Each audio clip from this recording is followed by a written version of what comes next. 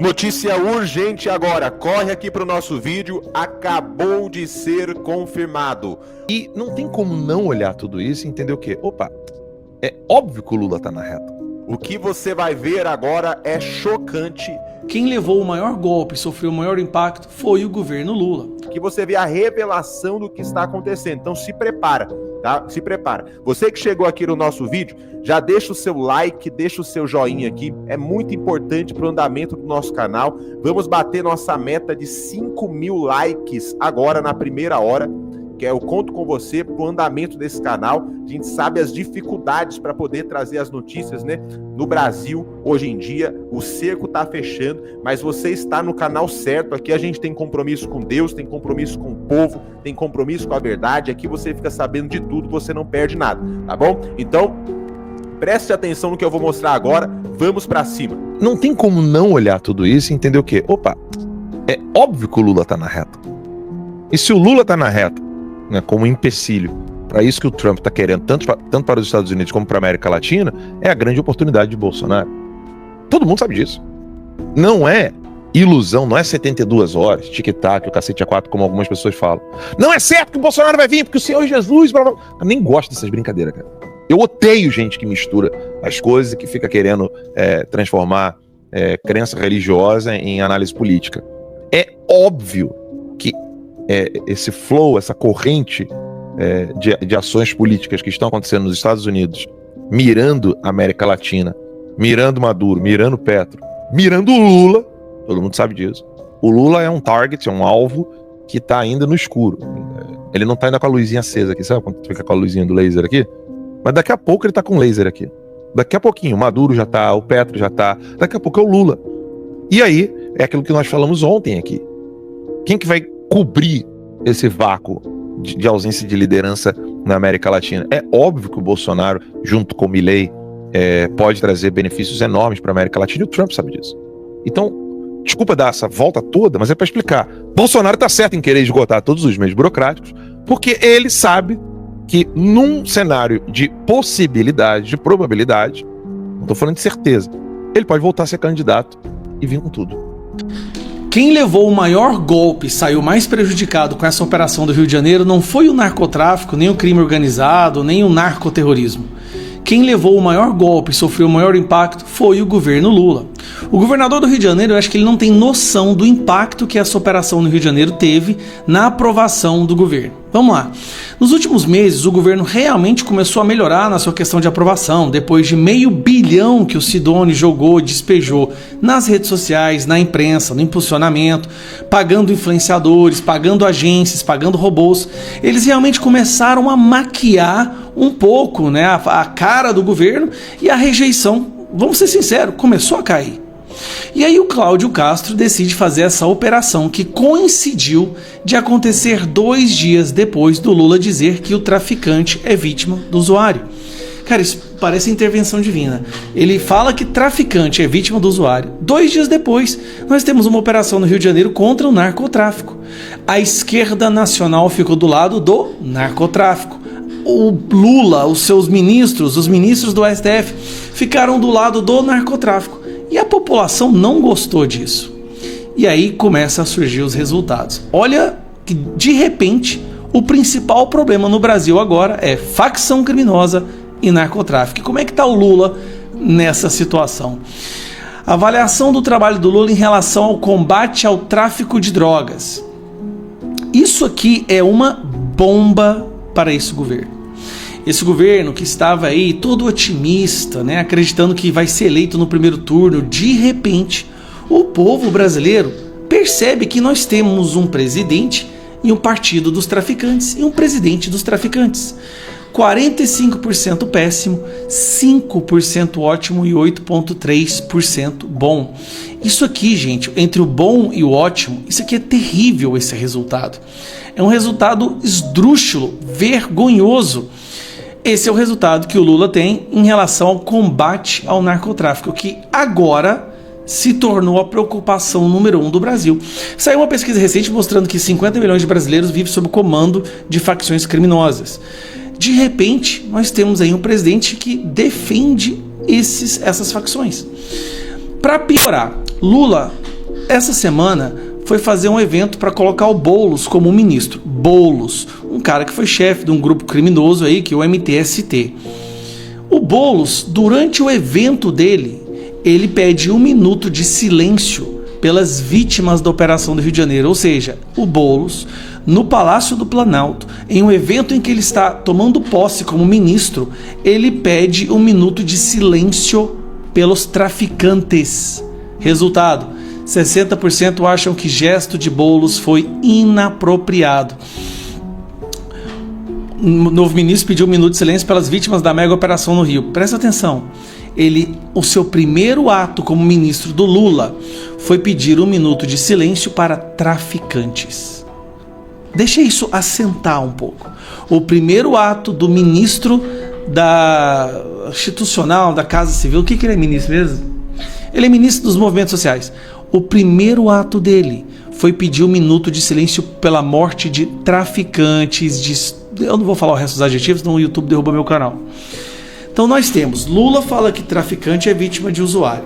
Depois tem a mega operação. A mega operação parece que teve maior impacto justamente nesse governo, porque o Brasil de repente acordou. E aí começou a viralizar os vídeos dos prisioneiros fazendo L, celebrando a vitória do Lula, dos traficantes dando tiro pra cima para celebrar a vitória do Lula. Aí vem o áudio do Marcola falando que prefere Lula, vem o áudio de outro líder lá do PCC falando que com o PT eles têm diálogos cabulosos. Aí vem a foto do Boulos ao lado da rainha do tráfico, da dama do tráfico, e de repente a internet resgata todas essas evidências da intrínseca ligação entre PT, esquerda e o narcotráfico. E o povo acorda. O povo, peraí, esse governo é o governo do tráfico, ele é o governo dos traficantes. E não só ele, a Suprema Corte também. E aí o Lula recebeu uma orientação. Antes, eu quero te mostrar isso aqui, ó. Aqui são só alguns segundinhos. As falas do Lula recentemente. Por que uma menina é obrigada a ter um filho de um cara que estuprou ela? Que monstro vai sair do ventre dessa menina? Importante para que a gente possa controlar o preço é o próprio povo. Você sabe disso. Se você vai no supermercado aí em Salvador e você desconfia que tal produto está caro, você não compra. E nós temos uma profunda gratidão ao continente africano por tudo que foi produzido durante 350 anos de escravidão. Os usuários são responsáveis pelos traficantes que são, vítimas dos usuários. Lula tem feito uma sequência de falas tão absurdas que os seus aliados e o Sidônio foram obrigados a pedir para ele isso aqui, ó. Para evitar gafes, Lula é orientado a não dar declarações de improviso sobre segurança pública. Aliados do presidente afirmam que a orientação é para evitar falas sobre segurança pública que podem ser usadas contra o governo petista. O que é falas de improviso? Falas de improviso é você falar o que você realmente pensa. Quando o Lula fala sobre segurança pública, levando em consideração os seus reais valores internos, seus princípios, sua estrutura de hierarquia, ele sempre defende bandido e ataca a polícia. Então, para evitar que o Lula faça isso novamente, nesse momento onde o povo está percebendo que esse governo é um governo que ajuda o narcotráfico, o povo do Lula pediu, cala a boca, não fala mais besteira, fica calado, toda vez que você abre a boca só dá problema. Mas agora é tarde demais. Aquela onda de otimismo do governo acabou, a população está começando a entender o que é esse governo, o que ele realmente representa, de que lado ele realmente está. E aí nós temos a pesquisa mostrando que as pessoas que moram na favela estão gritando por socorro. Quando você tem 90% das pessoas na favela batendo palma e celebrando, aprovando a operação do Rio de Janeiro, essas pessoas estão na verdade pedindo socorro. Por favor, nós não aguentamos mais viver desse jeito, nos ajudem. Só que foi Lula, é a turma dele, que fala que a polícia não pode entrar lá. Só que essas pessoas, muitas delas são obrigadas a votar no Lula. Esse é o problema. Essas áreas dominadas pelo narcotráfico, essas pessoas vivem sob um comando, elas são reféns. Elas são obrigadas a votar na esquerda. E se alguém ali compartilha coisa do Bolsonaro ou distribui panfleto do Bolsonaro da direita, elas são perseguidas, são chicoteadas e até mesmo assassinadas. Esse é o governo que defende o narcotráfico e ataca o cidadão que quer trabalhar. Resumindo, para a gente chegar numa conclusão nesse vídeo que já está longo, todo o otimismo que o governo achou que ia ser uma reação a longo prazo caiu por terra.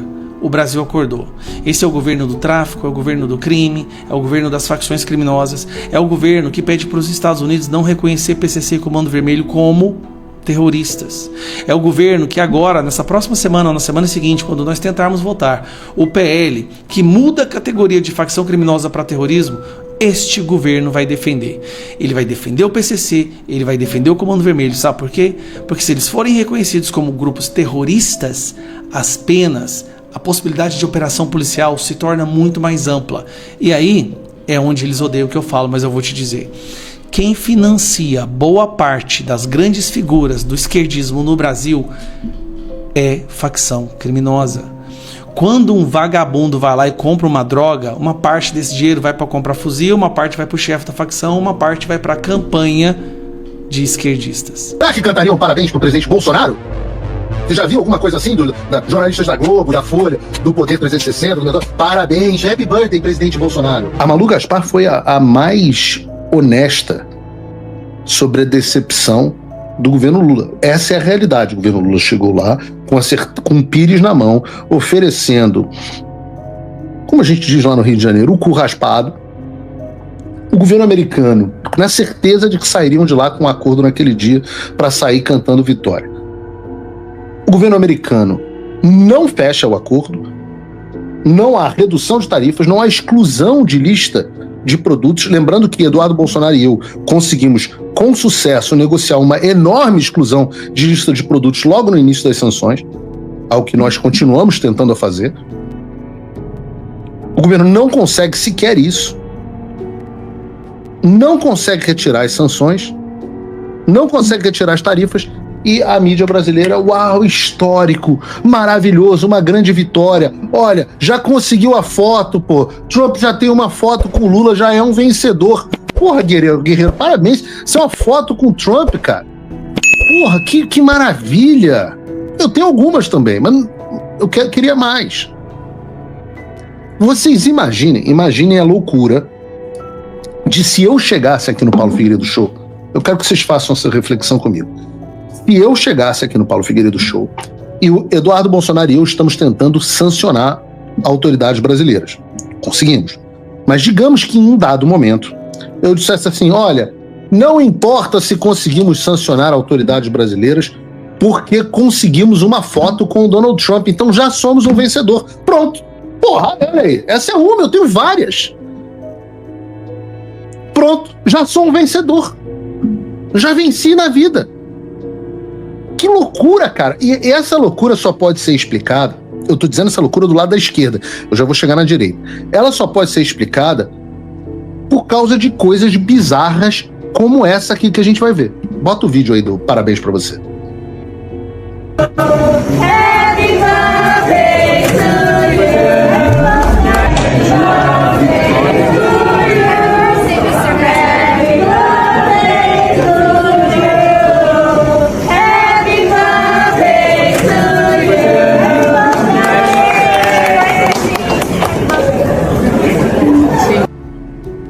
É essa porra que vocês assistem, cara.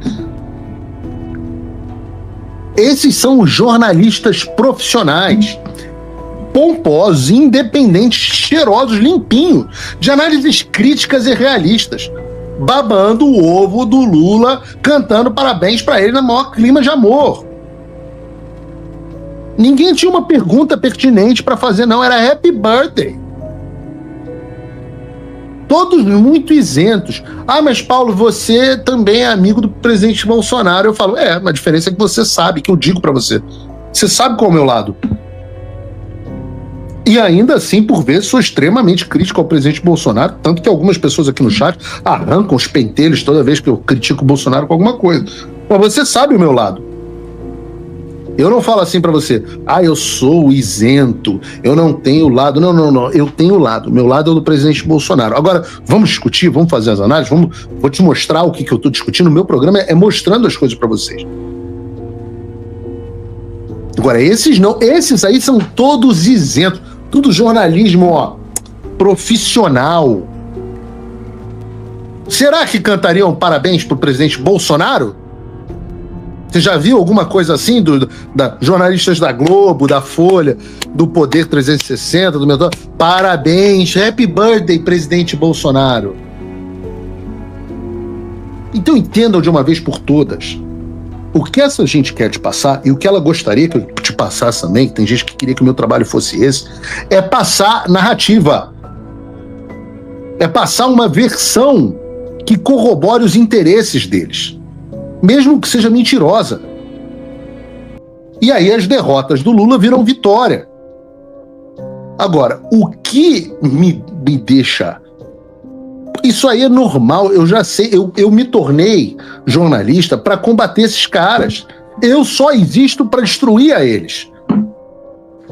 E é por isso que a gente está aqui, 50 mil pessoas assistindo a gente agora, e eles estão aí com todos os bloqueios que a gente tem. Ainda perdemos um dos canais aí do Fio Diário recentemente retransmitindo, e os caras sofrendo. Agora, isso aí é do jogo. Aí, porra, vida que segue, eu já tô vivo para destruir esses desgraçados. Agora,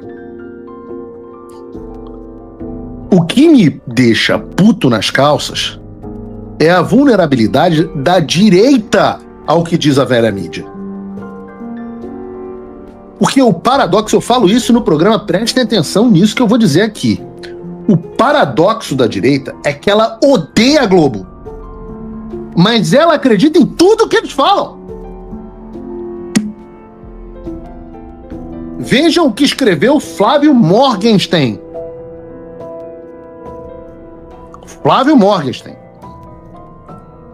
Que hoje é um dos maiores bostas que você tem aí comentando na internet. Vocês me desculpem. Top 3 bostas comentaristas é esse, cara.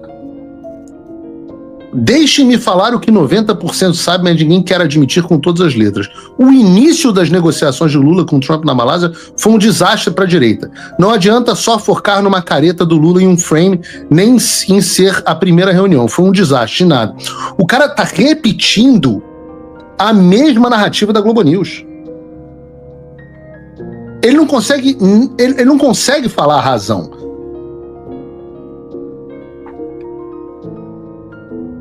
Mas ele sabe que a reunião foi um desastre. Um desastre para a direita. Ele não consegue explicar por que foi um desastre para a direita, mas foi um desastre para a direita. E ele ainda vem com um ar professoral, é sempre muito professoral. Foi um desastre, de nada. De nada o quê, porra? Tu acabou de falar uma merda. Mais uma. Por causa do teu piti com o Eduardo Bolsonaro. Como se o ponto das análises que a gente fizesse aqui fosse o centro de tudo que tem sido dito, fosse a careta do Lula. Tá aqui, ponto por ponto, explicando, destruindo a narrativa da mídia. Agora, o que é isso? É o síndrome do sujeito que tem o pipiu pequeno, e aí ele precisa olhar a Globo e falar assim, a Globo tem o pipiu grandão, então, poxa, eles estão falando, eu vou seguir o que eles falam. Óbvio que isso é por conta obviamente, isso é síndrome é o Eduardo Bolsonaro Derangement Syndrome, como a gente diz. Tá num dos grandes veículos de comunicação da direita comentando exatamente sobre esses temas. Um veículo bom. Bolsonaro tá preso, condenado. E agora? Agora ele e milhares de brasileiros precisam mais do que nunca da gente. A resistência continua vindo daqui de fora com luta e informação. Mas você precisa fazer a sua parte agora, se ainda não estiver fazendo. Acesse www.paulofigueiredoshow.com/apoie ou use o link e o cupom da descrição. Com um pouco mais de $5 por mês, você se torna meu apoiador. Com 49, você entra para o grupo dos patronos Gold. A hora é agora. Como vocês sabem, eu me refiro à tarifa que Trump impôs ao Brasil por causa de perseguições políticas, censura, desrespeito a direitos humanos fundamentais e fora do devido processo legal, o que não caracteriza um Estado de direito que estiver fora do devido processo legal. O título, portanto, A Tarifa e a Foto. Onde é que está a foto? Bom, a tarifa, só para lembrar, né? Na quinta-feira, os Estados Unidos, Trump cancelou 10% de tarifa da China, porque a China garantiu que faria operação policial para o fentanil chinês não ir mais para os Estados Unidos. Aqui, até agora, a gente não deu nenhuma garantia de que vamos voltar ao devido processo legal, à Constituição. Então, eu começo dizendo o seguinte. Mais uma vez, Trump e Lula se encontram, agora não apenas 39 segundos, como foi na ONU, provocando de novo duas versões antagônicas sobre o mesmo fato. Foi a reunião em Kuala Lumpur, que durou 45, 50 minutos. Um lado destaca que Trump elogiou Bolsonaro na cara de Lula e lamentou o que fizeram com o ex-presidente quando elogiou. O outro lado registra que Trump ficou impressionado com os dias em que Lula sofreu na prisão. Lula foi para a prisão com o devido processo legal, com o juiz natural, em consequência com amplo direito de defesa. Começou na primeira instância, recurso na segunda, piorou a situação dele, recurso na terceira, já no Superior Tribunal de Justiça, passou todos os estágios possíveis. Já Bolsonaro não teve isso, né? Bolsonaro foi direto para a última instância e pediu recurso para quem o condenou. Aí não tem jeito, né? Mas isso era a cara da gente também. Enquanto isso, né, os que reportam os encontros se esmeram em suas versões. Os brasileiros que vivem, né, a exportar para os Estados Unidos, enquanto isso, né, ficam esperando mais um mês. Vão amargar este mês de outubro em queda em suas vendas. Em setembro, as exportações para os americanos já haviam caído ao redor de 20%, porque a essência desses badalados encontros, a tarifa de 50%, que já foi alterada para a China, é menor que a nossa. A China está com 47%, né? Aqui permanece intocada, porque eu acho que o governo brasileiro não entendeu ainda o que está tão claro. Depois da conversa de Kuala Lumpur, as equipes dos dois presidentes se reuniram apenas para combinar como vão conversar de novo. Aliás, haviam combinado a reunião domingo e fora cancelada, domingo último.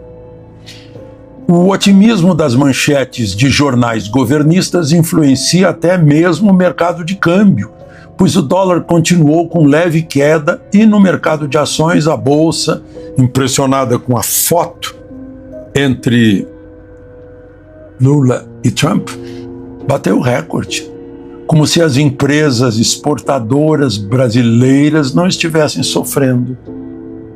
Não, é mais importante a China com os Estados Unidos do que as empresas brasileiras.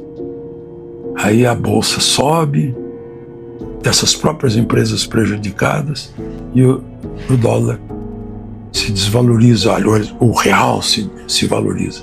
Não aconteceu alguma coisa aqui no Brasil? Não.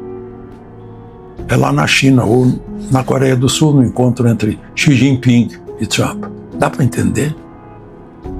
Bom, parece que estão acreditando nas respostas que só se referem aos 10% da sobretaxa comercial compensatória. A indicação de que não vão resolver a demanda principal dos americanos, que resultou em sanção de 40%, veio numa resposta do ministro Mauro Vieira, que é o ministro de Relações Exteriores, de que o Supremo é independente e fez julgamentos justos dentro do direito e com provas. O representante americano do comércio, Jameson Greer, integrante da equipe de conversações, já explicou exaustivamente que dos 50%, só 10% são compensações de comércio. Os 40% são sanções por desvios no Estado de Direito, perseguições políticas, censura, agressões aos direitos humanos. Não é? Bom, Lula não tem poder de anular decisões do Supremo, isso é verdade. E os poderes são independentes e autônomos e harmônicos. Mas Lula jurou solenemente perante o Congresso Nacional, no seu primeiro dia de mandato, jurou defender a Constituição, ipsis literis. Mas, ao contrário, o presidente, grato por sua descondenação, tem endossado e elogiado os atos do Supremo, como repetiu agora em declarações da Malásia.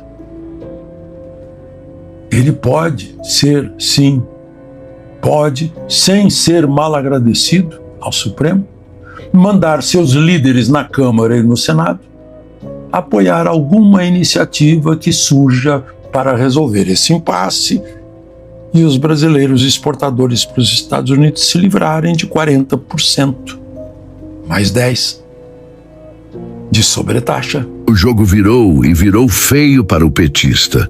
Donald Trump teria recusado o convite de Lula para um encontro amistoso e, segundo fontes, teria dito que não aperta a mão de quem destrói seu próprio país. A cena seria digna de novela.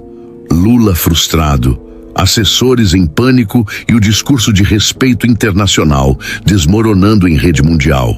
Enquanto o Planalto tentava vender uma imagem de liderança global, a verdade bateu à porta. E Trump, com seu estilo direto, simplesmente não quis compactuar com a encenação. O episódio ecoa como um divisor de águas nas relações entre os patriotas e os globalistas, mostrando que nem todo mundo compra a narrativa de Brasília. Espalhe essa verdade, compartilhe nos grupos, comente. O que você acha dessa recusa histórica? Será o começo do fim da farsa internacional de Lula? Acorda, Brasil, a máscara está caindo.